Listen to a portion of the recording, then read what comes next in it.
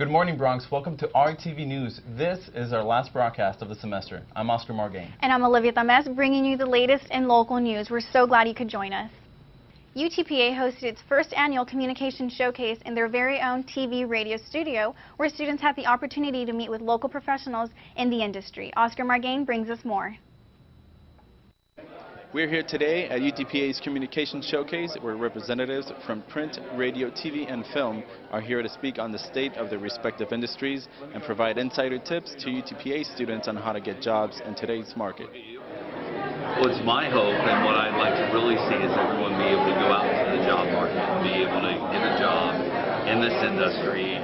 The economy's not as bad here in the Rio Grande Valley as it's been in other places. It continues to grow, and there's a lot of natural talent here.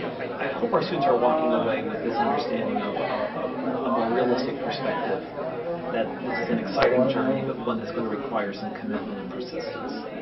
During the event, students had the opportunity to get their work critiqued, get their questions answered, and receive feedback from professionals in the industry.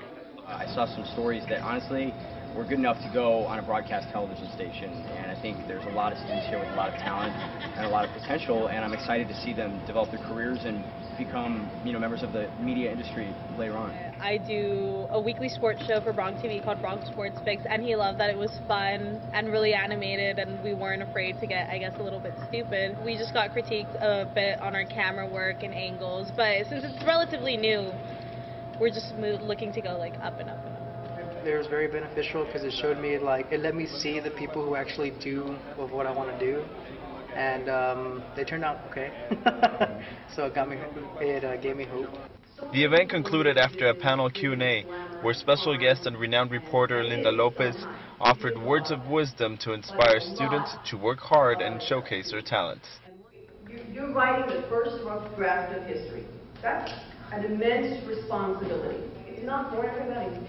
It takes a very special person to do this. And you've got to have a lot of guts. You've got to be willing to work really, really hard. And it doesn't happen between 9 and 5. For RTV News, this was Oscar Margain reporting. Drug violence continues to take a toll on both sides of the border as Mexican officials increase security. Gabi Loman has the story. The danger increases across the border. Nicolas Loman, personal secretary of the Speaker of the House of the Mexican government, explains some actions that will be taken to fight back the organized crime and drug traffic in the country. Bueno, pues desde el inicio del gobierno del presidente Calderón se ha llevado a cabo un ataque ya frontal contra todos los cárteles y contra toda la delincuencia organizada. Esto apoyado siempre en el ejército mexicano. Although some people do not feel safe with the federal army walking around the streets with weapons in hand among the civilians, Dr. Loman explains how these measures have worked out for Mexico.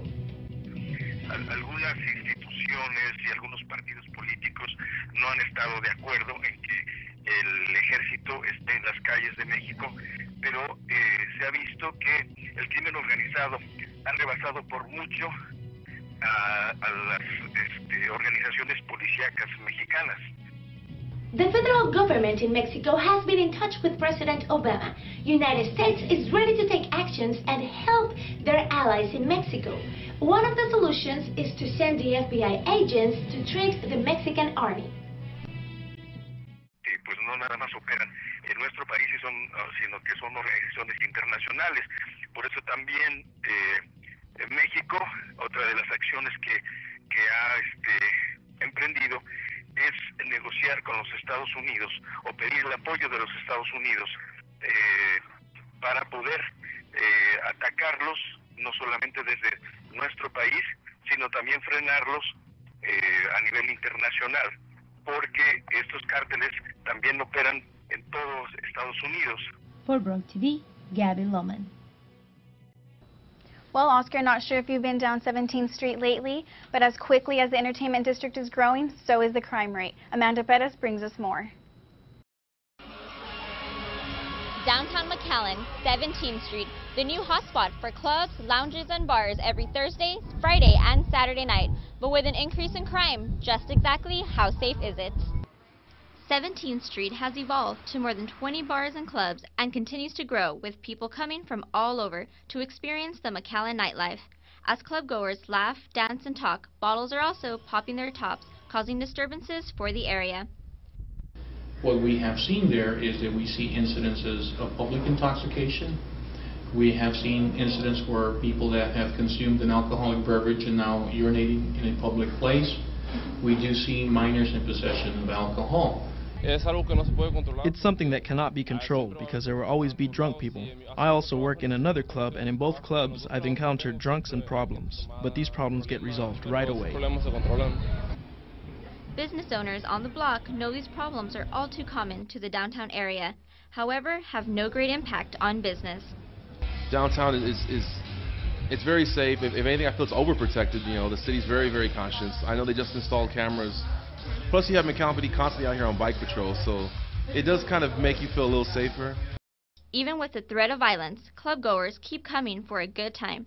And with officers patrolling the streets and well-lit areas, patrons feel a sense of safety. Of our service that we provide and our officers that do patrol in the downtown area, if anybody sees anything out of the ordinary, they should call McAllen Police Department. McAllen PD hope to keep the area's disturbances contained and as a place people will want to visit. About 10 new police officers will be patrolling 17th Street in the next month, so beware or you could end up in some of these. For Bronc TV News, I'm Amanda Bettis.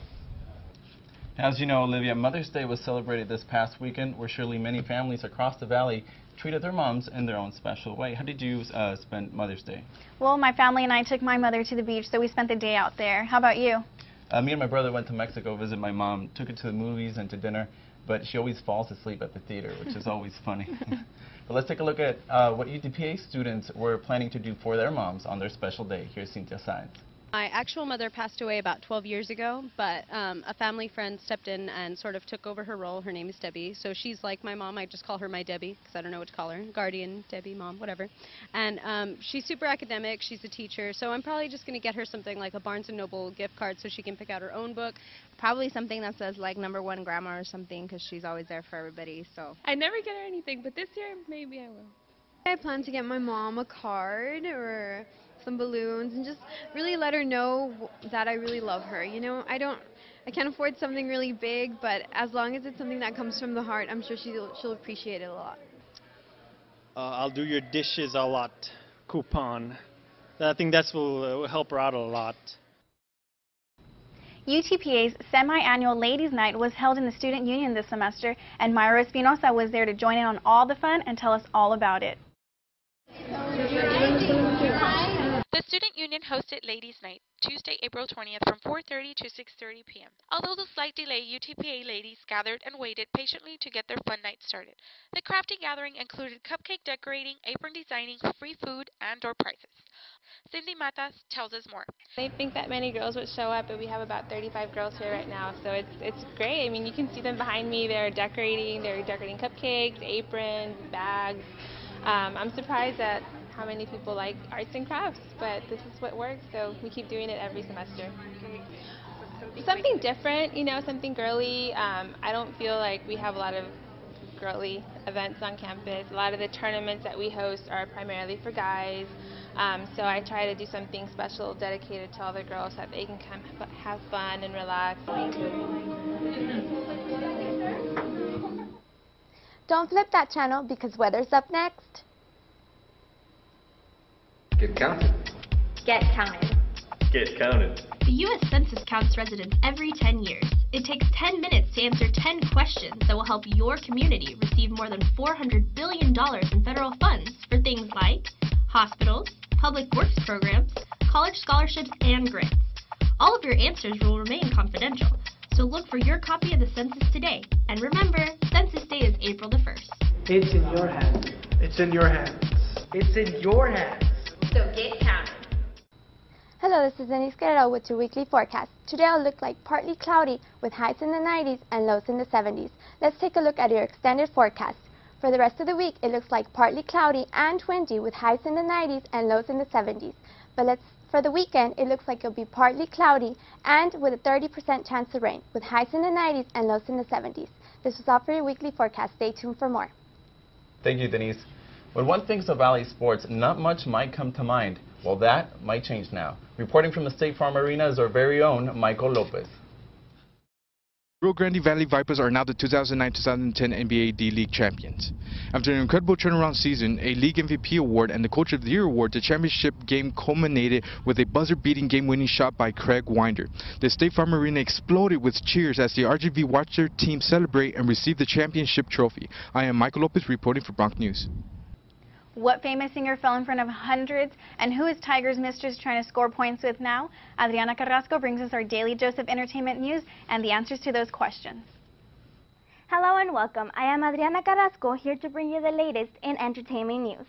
Jamie Gross may have scored a hole-in-one with Tiger Woods, but she isn't having much luck landing other professional athletes. Grubbs was spotted last night at Beverly Hills Hotspot Bar 210 in a failed attempt to hook up with LA hockey players. According to eyewitnesses, she was asked to leave the hockey table, and the players were overheard saying they did not want to be associated with Tiger's girl. There is no word yet on whether Grubbs eventually scored. In baby news, 2012 star Amanda Peet and screenwriter husband David Benioff welcomed their second child on Tuesday, baby girl Molly June Benioff. Peet's rep confirmed that baby and mommy are doing great. Congratulations!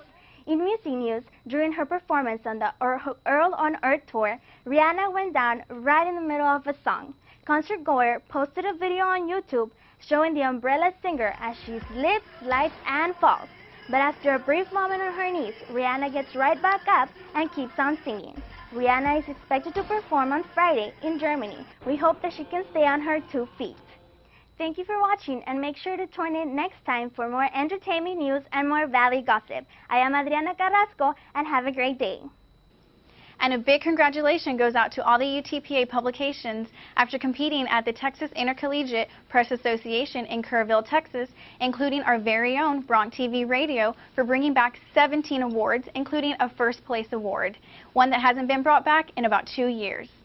Bronx, be on the lookout this summer for UTPA's Women's Basketball Summer Camp running from June 14th through the 17th at the UTPA Fieldhouse. If you'd like any more information, please call 309-648-9581. Well, that sounds like a pretty good way to spend the summer, did you think? Absolutely, great way to stay active.